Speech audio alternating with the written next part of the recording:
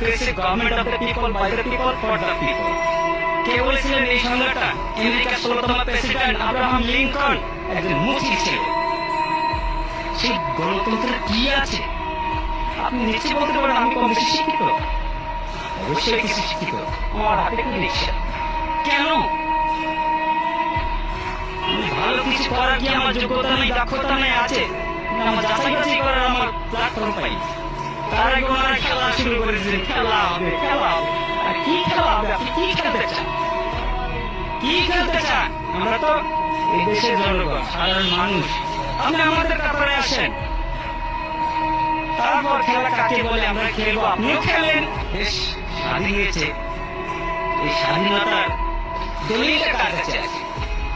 দলিলটা কার কাছে আছে?